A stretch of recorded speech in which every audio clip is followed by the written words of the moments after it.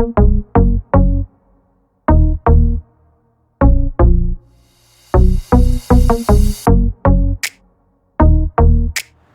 guys, good morning. It is another cloudy day on a weekend, and I'm out, looking for subjects to shoot, and I found this place, and I'll show you here in a second. But it's amazing, right? It's a mural, but we're gonna shoot today with the trusty Nikon FE2, and with it I'm going to shoot with this pre-light leak exposed film. It's 24 frames, and there, Kona. So I've never really heard of it before, but from what I gather, it's $11 rolls, so it's kind of expensive, more than what I normally use. But besides my Portra series Kodak stuff like 160, 400, 800, I spend some money on that too. But this is like in between your commercial grade and your pro grade. But being that it has light leaks, I'm curious what type of images I'm gonna get out of this. So Kona, let's see if that focuses. Yeah, so I'm gonna load that up in here, and then we'll go from there and take our first frame and see what kind of results we get from it. All right, stay tuned, and we'll see you in a bit. Okay guys, correction on what I'm going to be shooting today. So I started shooting on with the Nikon FE2, and for some odd reason it just stopped shooting. Like, at first I thought it was the battery, but it's an internal problem. Like when you go to press the shutter, the shutter release curtain would stick and jam. So I thought at first it was the battery, and then I started playing with my dials, and as soon as I hit the bulb mode, it would release the curtain and then come down. So I think I've probably lost maybe 6 frames in the process, and at first I don't know. Anyways, so I'm going back to my trusty camera right there. See it? The Canon ELAN 7N, and I'm gonna try this really cheap and inexpensive kit lens. It's a 35 to 80 millimeter, and then I reloaded the film. So we came back to the original location. See it? Right there. Yeah, right there. Anyways, we'll continue this quest, this mural quest, to finish and see what we can get out of 24 frames. These first couple frames may be not the best because they're going to be double exposed or not have anything on them. So I'm not counting on those first 4 frames. Hopefully I can get at least 18 good frames. And here's one. Here's the subject.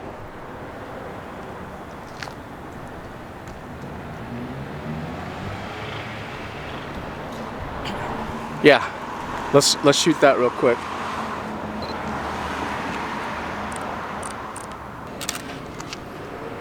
Okay, so that's 2 frames of that grocery cart. I thought it was cool because it's very old and antique-y, right? So I think we might hear some sirens going on.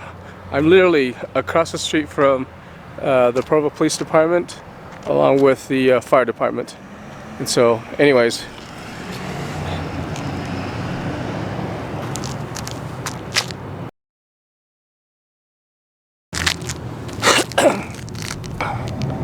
Okay, so let's go and see what else we can get. I'm in the 5th frame right now. It's overcast, like always, right, guys? And it's okay because I actually like overcast. It's perfect conditions so you can shoot wide open and get the shots. And I'm not shooting the skies, so I don't have to worry about being blown out and whatnot.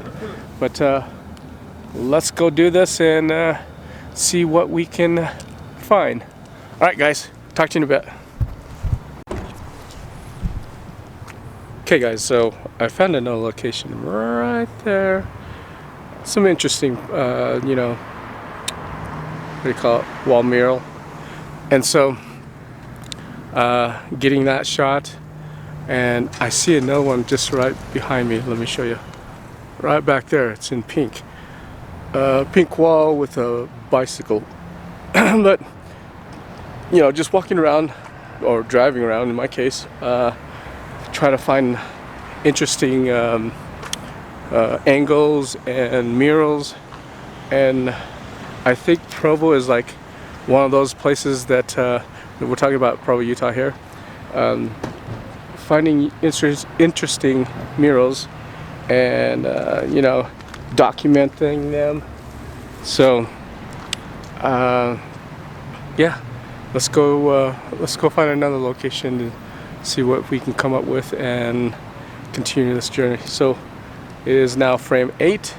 I took pictures two frames here, and yeah, this new joint, this right here, formerly known as Rocky Mountain Drive-In. Not too bad for the price of, you know, for what you're asking, or for what they're asking for, right? So here, I'm gonna get a close-up shot.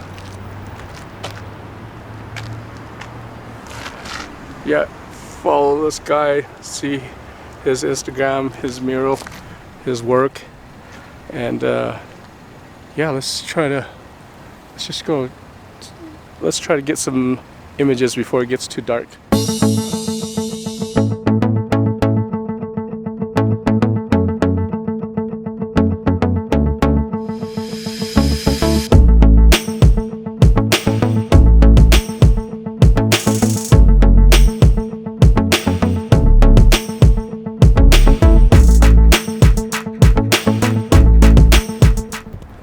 Alright, so I found my next one back there. Yeah, high five. So this mural is a little interesting.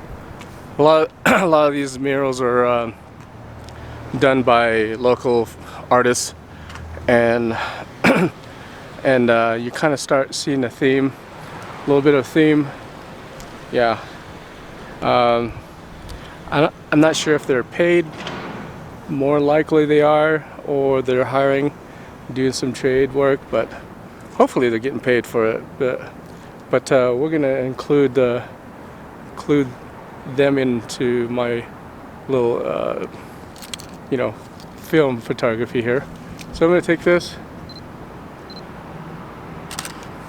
guys. So just, so you know, I've already like light metered this, and here's the thing about metering, especially film, right? And mostly the overcast conditions. So you meter it once and then just forget it. Don't change the metering. If you want to keep it all consistent, you don't have to change the speed, right? Your f-stop, your aperture, everything of that nature. So I just meter it once and shoot. So if I happen to change it for whatever reason, I'll make those changes. But if not, most of the time it's not. So right now I have it at f4.5, and at speed of either 1/750th of a second or 1/1500 f-stop. So that shouldn't change a whole lot. But anyways, let's continue finding more murals. I think there's one right there, right in front of me here. Look.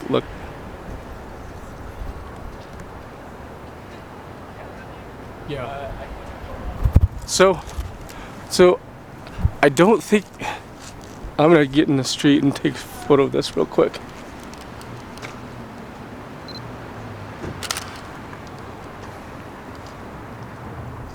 That's at, so I did that at 35mm, and then we're gonna take an interesting one right here with it being at 80, and hopefully I won't get ran over by a car. So 2 frames, one at 35mm and then the other one at 80mm length, focal length is what we're talking about here. So alright, let's go continue. I have 13 frames and a few more to shoot, so let's do this.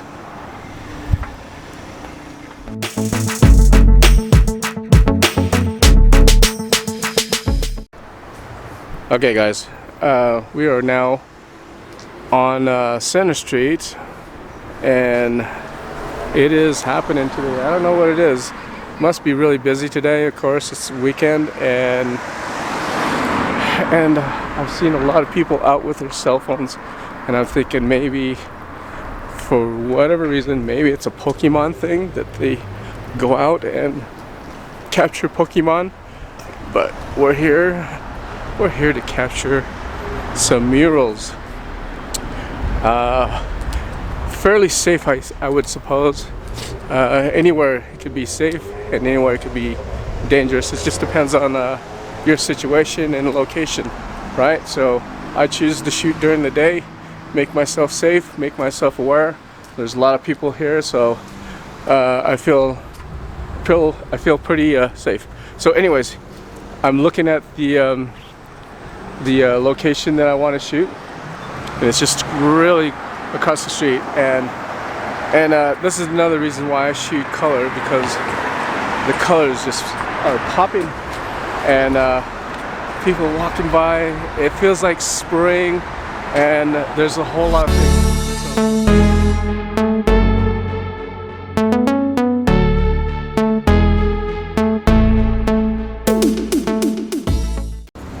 Okay guys, that was a real quick one because we had some people doing the same thing, but you know, with their phones, and yeah. Let's go across. There's one across the street from here as well. A lot of murals, like I'm just seeing them all pop up all of a sudden, and that kind of gives me an indication that Provo downtown is kind of like what's the word?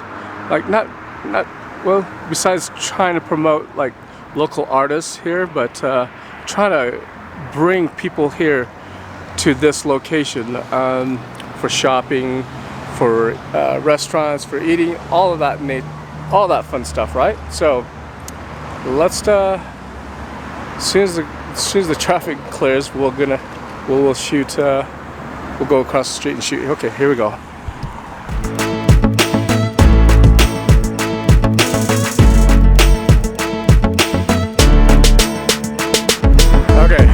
Tons of people out today, but look at this mural.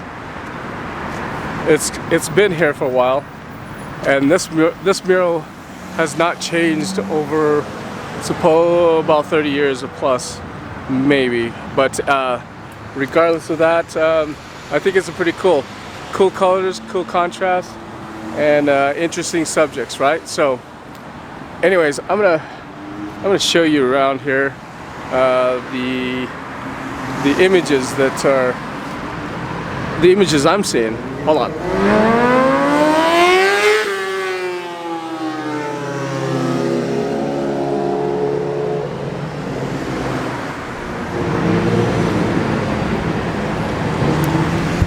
Yeah, pretty cool.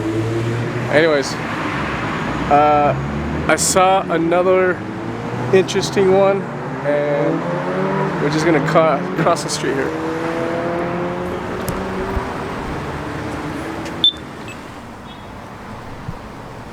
All right, guys, let's going to wrap this up. So let's see. So I've taken 19 frames with the murals that I think are interesting here downtown Provo, and I shot it all on the Canon ELAN 7N. I had to think there for a second. But I'm using this kit lens. It's 35 to 80, and it only has the fastest is f4.5, which is fine because with an overcast day I would just shoot it at f4 regardless. So at f4.5 with the speed of like 1/1000th of a second or 1/750th of a second, makes for a unique look. You can see also, so in this location right here, I'm kind of in a little alleyway, and so the sun is coming and bouncing off the wall behind me as well as the one in front of me. It's almost like a neutral gray, 18% gray, right? But it's silver, but it looks like that. So it gives it a really nice soft balance of light. And I've done a lot of portraits here with models in the past with the Pentax 6.7 or 6x7, and they all turned out amazing, right? At f4, you just can't go wrong with that. So now I'm seeing the light come back again, so it might increase the light settings here that I'm recording this in. But for the most part, I just kept it all at the same f-stop and then just kept shooting. So at this point, I'm just gonna do some street shooting, some random street photography. It's warm and it feels like spring, guys. Finally, spring. Like we're nearing the end of February. I was gonna say we're going into March, but I hope this was interesting for you. If not anything at all, just getting out and shooting and having fun with the environment that you're in, and going out and exploring and just testing your you know, your camera gear, your film, whatever that you wanted to do. But I found it. Okay, so doing it with a fully automated system, the camera system and the lens system, and along with the video shooting with that, makes it a little bit more easier. Typically I'm not shooting that in that style. For whatever reason, I'm kind of sad. My Nikon FE2, there's some kind of issues. Maybe I'll have to send it in to this old guy that I'm not very fond of him, but you know, whatever. Maybe he can fix it, and if not, then I'm just gonna have to invest in another Nikon FE2, because you know, at first I disliked it, but now I actually love it quite a bit for the full-on manual settings, and its ability to shoot at f250 without any battery assistance when the battery does go out. But for whatever reason, in this case, I went home, I switched the lens out, thinking it might have been the lens, because normally the Nikon would take the D-ring, or not the D-ring, but the D series lenses that have manual and auto capabilities, so you just slap it on and go from there. But for whatever reasons, it didn't. I put in my old ASI or ISA lenses, and it still did the same thing. I actually took out the film and put it back in there, and again, so we'll see what kind of results it'll yield. But this Kona, so just get off subject and going back and forth on it. Kona, again, it has built-in, what do you call it? Built-in light leaks, and so I'm curious what kind of light leaks it actually will produce. And hopefully they're, you know, decent and you know, exciting to see, because usually, you know, we don't like light leaks, and if it is, it's by chance, and it's pretty cool, right? Usually it's like with older cameras, the point and shoot cameras, the disposable cameras. So maybe I'll do a video on a disposable camera where we load in the film that you want to shoot with in a disposable camera, and see what kind of light leaks comes out of that, and what kind of images it will yield. So until then, we'll see you in the next video. Thanks. I just real quick too. Thanks for those who have subscribed over the first month. I've seen an increase every time I put out a video. So thanks for watching. We'll see you again. Talk to you later. Bye.